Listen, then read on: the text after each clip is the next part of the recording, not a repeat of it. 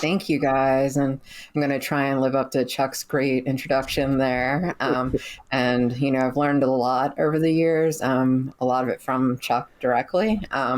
Like you said, I think it's been not 300,000 years or whatever you said, but at least a solid decade, Oh, it's over a and decade. Yeah. Chuck was actually the one that realized that I am an instructional designer, or I was doing instructional design work, and I didn't know it was even a term till then. So thank you guys for having me here.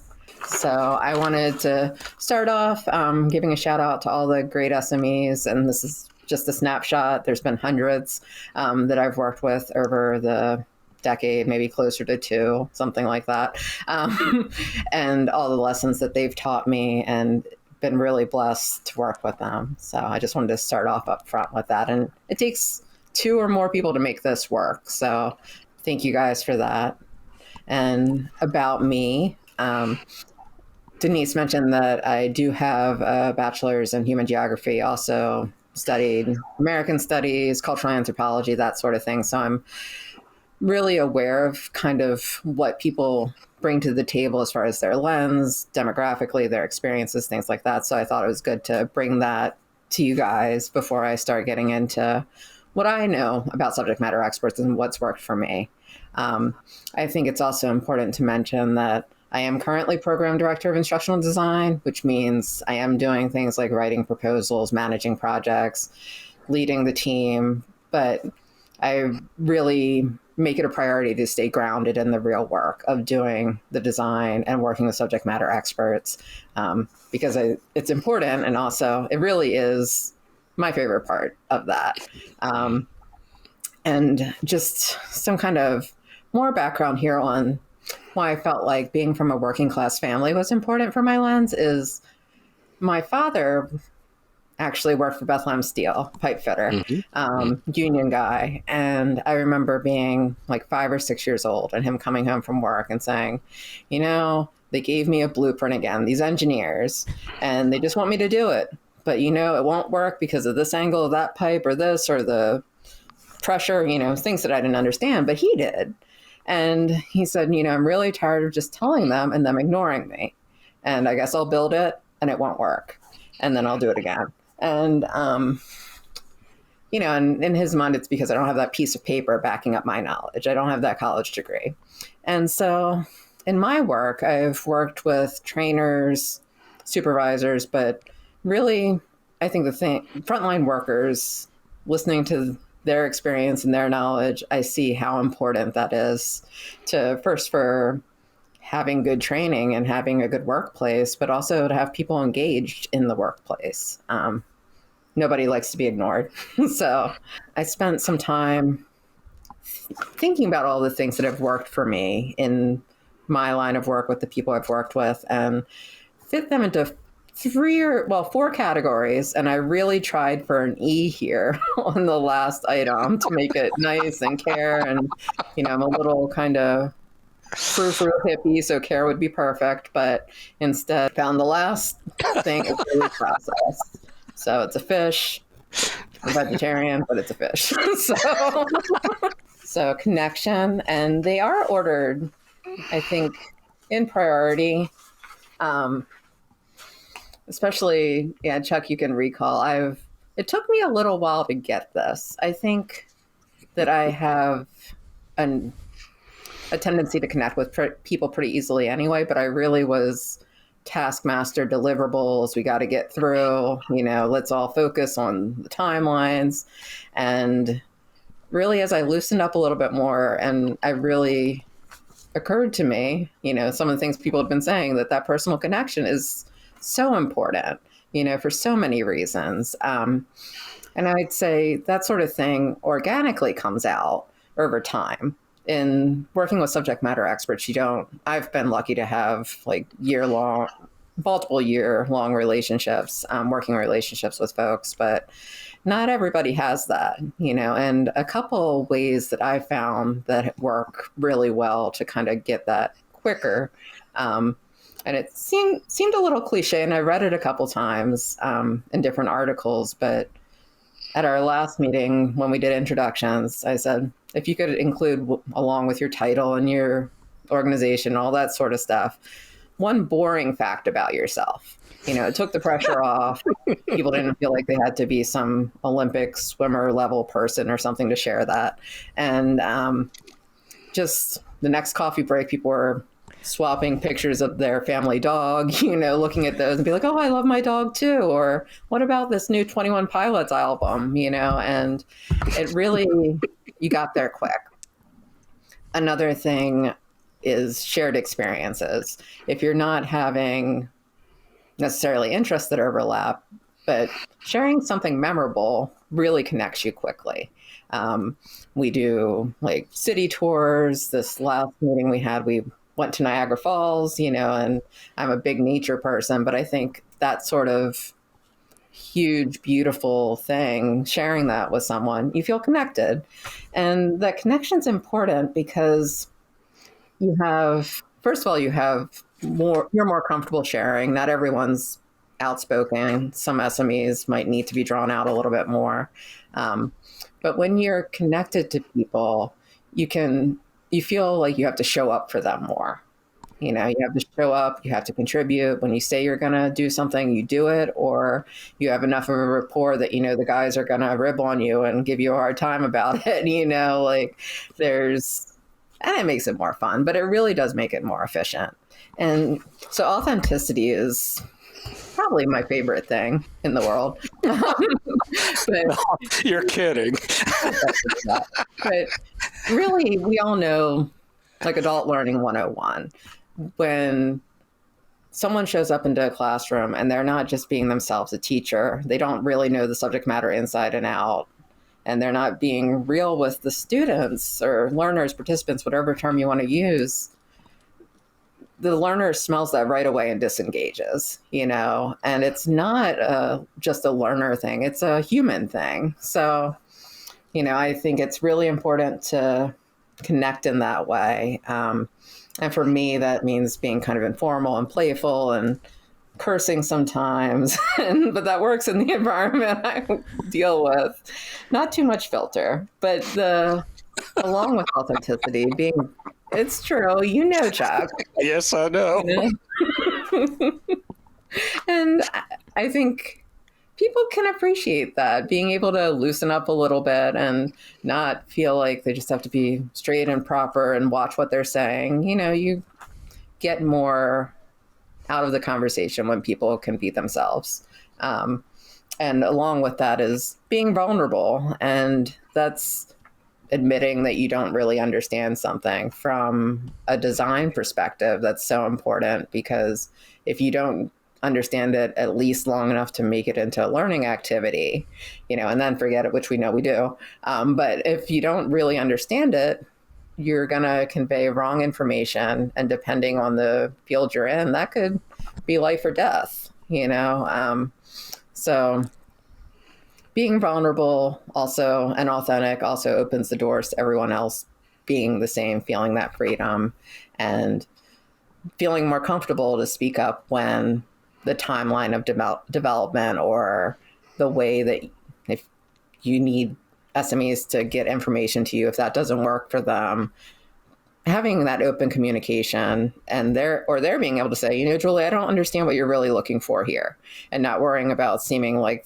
they're not intelligent, but that's just part of how we function as a group, along with the playfulness, some respect.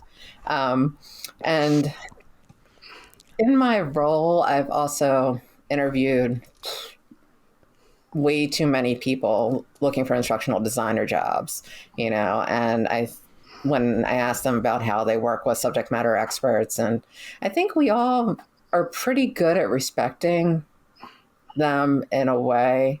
And I'll say a little bit more about that. But for me, that means being prepared, doing at least a Wikipedia level look at a topic before I walk into a room with folks, so I can have some kind of working knowledge. I refer to the time with subject matter experts as kind of the golden hour, that you want to have all your things lined up, have concise, pointed questions, and that shows that you respect them. And of course, gratitude, acknowledging what they bring to the table and this, that, the other.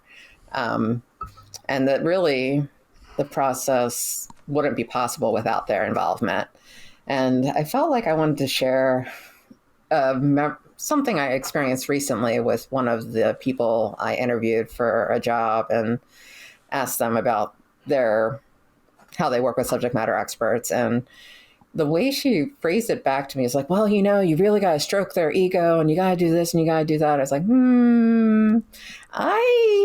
I see that you don't actually respect them and they're going to see that too. And I'm not going to talk to you probably ever again. It's got to be authentic.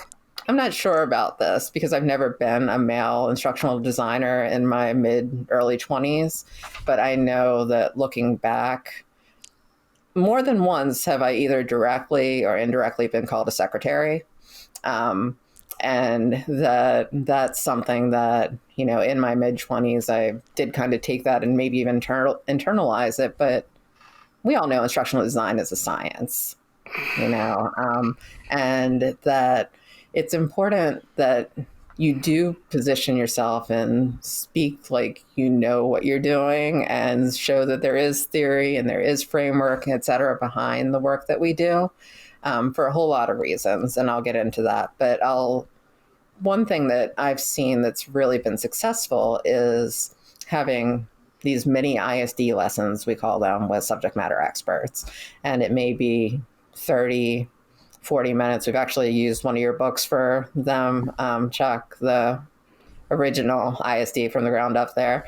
And they come away with it understanding that it is a science, first of all, and understanding more of the steps involved, and maybe why we're asking some of the questions we are, because sometimes it's like, why do you even care about that? But if we need to take these steps to systematically develop training that's going to be understood and retained, then that helps that. And I went back and forth on if I was going to share this story, but I'm going to. And you remember Tom, Chuck. Oh, yeah. Brilliant guy, subject matter expert. Absolutely brilliant. He lived not far from me here. Yeah. And super outspoken. And was facilitating a session with him and I think 5 or 6 other SMEs, and had asked a question that was not like just a cut and dry yes or no answer, but it was more of an opinion. And I'd asked it once and Tom was the first to respond, and I figured he would be. Asked it again. Again, Tom just responded and he continued to do that. And so there was a moment and I guess it was interpreted completely different, still positively, but where I knew that Tom needed to understand it wasn't just the Tom show. I love him, but there are other people with opinions here, and it was important for other SMEs to know that their opinions mattered too. And, I said, Tom, that's great. I got it on paper. Let's hear what other people think. And to me, so you guys chuckled. To me, it's just like, that's, of course, the direct way to do it. But what you don't know is that I had a conversation with Tom, which makes it even funnier now, because he and I took a long walk. I think we were up in Philadelphia, right? And that sounds about right? Yeah. So he and I went down Race Street together for a little while, just so you know. Uh-oh. Okay. Did things get better, Julie, as the days went on after this talk that Chuck had with Tom? I didn't know this discussion happened, but I mean, I know from then on we had a good relationship, Tom and I. He was a great guy. It had. I mean, as far as someone knowing their skill and their trade, there was none better. And he was just used to being the one that everybody looked to, and he was the informal leader in any work group he was in. And so he just needed, a context for what he was doing. Wasn't a negative thing at all. It certainly wasn't anything negative against you, because he respected the daylights out of you. Mm-hmm.